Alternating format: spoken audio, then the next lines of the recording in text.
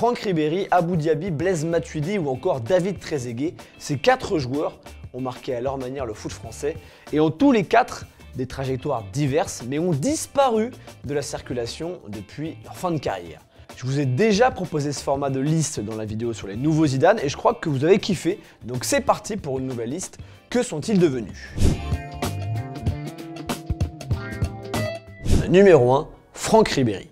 Petit Franck restera un joueur iconique des années 2000, car c'est un parcours singulier et un mec singulier. Le gars s'est fait virer du centre de formation du LOSC pour mauvaises notes et problèmes de comportement, mais pour autant, il n'a pas lâché le foot. Il est passé par le monde amateur pour accéder au monde pro. Et même ses débuts en pro ont été singuliers. 6 mois à Metz, 6 mois à Galatasaray, puis retour en France à Marseille, où il explose vraiment, avant de s'envoler pour le Bayern, et la suite on la connaît. Ribéry, Bayern, année 2013, année qui aurait dû être récompensée du Ballon d'Or d'ailleurs. Mais après le Bayern, qu'est-il devenu? Eh bien en 2019, Ribéry a tourné la page Bayern et a signé à la Fiorentina en Serie A. Et en 2 saisons, il a disputé 51 matchs et il est vite devenu le chouchou du public de la Viola. Déjà, car c'est petit Franck quoi. Le mec qui conduit le car du Bayern pour faire marrer, le mec qui a fait un tour d'honneur au stade Vélodrome en tracteur, voilà.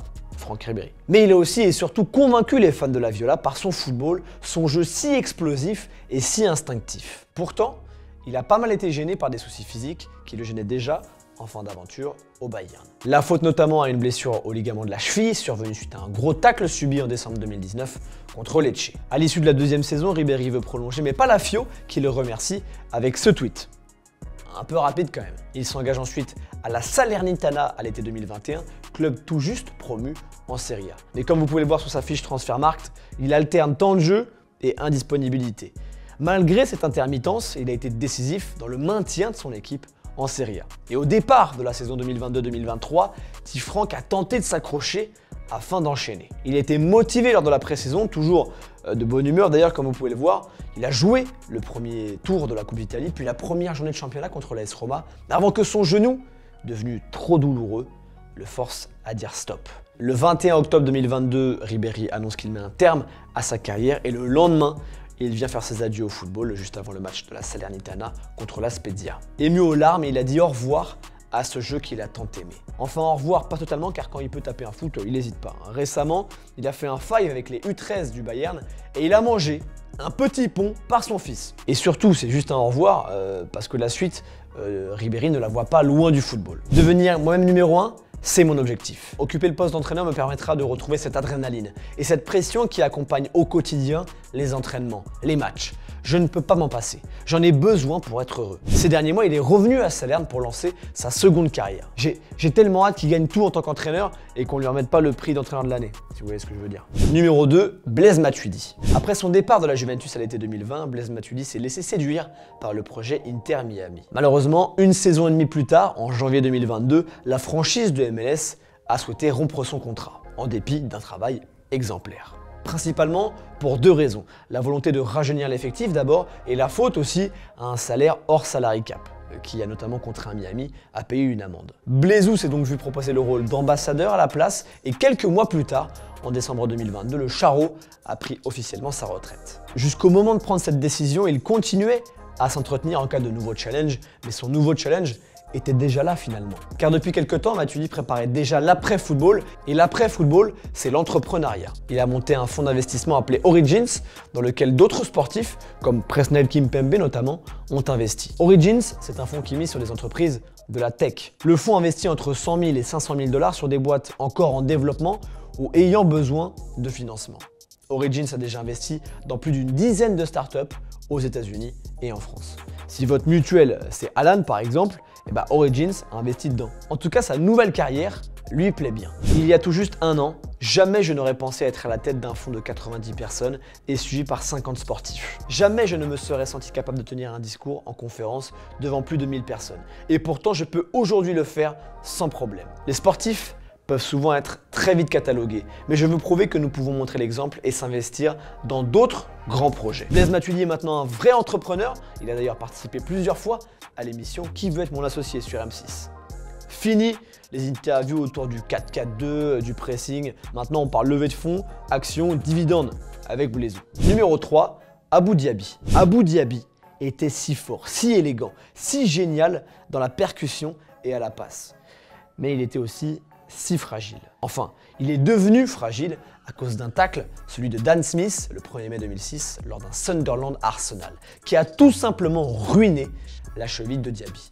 Ni plus, ni moins. Bref, après 9 ans à Arsenal, mais seulement 180 matchs en raison de blessures récurrentes, il a tenté une dernière fois de s'installer au plus haut niveau en revenant à l'OM en 2015. Mais malheureusement, son corps ne suivait pas plus qu'en Angleterre. Il a joué que 6 petits matchs à Marseille, portant son total de rencontres en club à 208, auquel il faut en ajouter 16 sélections en équipe de France. Si on prend son historique de blessures Transfermarkt, Abou Diaby, c'est 414 matchs manqués pour cause de blessure. Pour le coup, Diaby, c'est pas un talent gâché, c'est un talent brisé ou un talent maudit, comme vous voulez. Mais bref, depuis, qu'est-il devenu? Alors, il a pris officiellement sa retraite en 2019 à 32 ans et après 2 ans et demi sans jouer. On l'avait presque oublié quand il a pris sa retraite. Depuis, ses rares apparitions publiques ont eu lieu auprès des jeunes, de la JOCR et du Red Star, 2 clubs qui l'ont formé durant sa jeunesse. Il est venu transmettre ses conseils et son expérience. Il aide aussi des associations caritatives comme on peut le voir ici. Mais encore une fois, il est très discret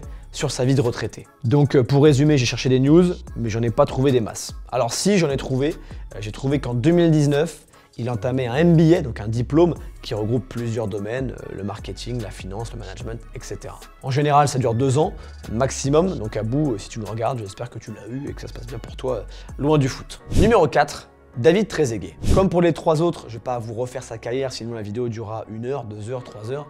Mais après 10 ans, 320 matchs et 171 buts, David Trezeguet a quitté la Juventus à l'été 2010. Un déchirement pour lui, la vieille dame, mais aussi pour une autre légende, Alessandro Del Piero, son binôme d'attaque pendant près d'une décennie. Une Juve qu'il a quittée pour un petit tour du monde, Alicante, Abu Dhabi, River Plate en Argentine, puis l'Inde, pour finir avant la retraite sportive en 2015. Mais je vous l'ai déjà dit dans l'épisode sur les nouveaux Zidane, je vous mets une fiche d'ailleurs, j'en profite, quand on aime le football, on ne le quitte jamais vraiment. Proverbe qui se vérifie pour Trezeguet puisqu'il souhaite rebosser dans le foot et pas seulement en tant qu'ambassadeur, poste qu'il a occupé à la Juve entre 2018 et 2021. David Trezeguet souhaite s'impliquer davantage dans un club et c'est pour ça qu'il a passé ses diplômes pour devenir entraîneur. Il a passé et obtenu celui de la Fédération espagnole en 2020 et a enchaîné direct après l'année suivante avec le diplôme de la Confédération sud-américaine, la CONMEBOL. Sauf que David attend toujours sa première expérience sur un banc. Il était tout proche de reprendre un club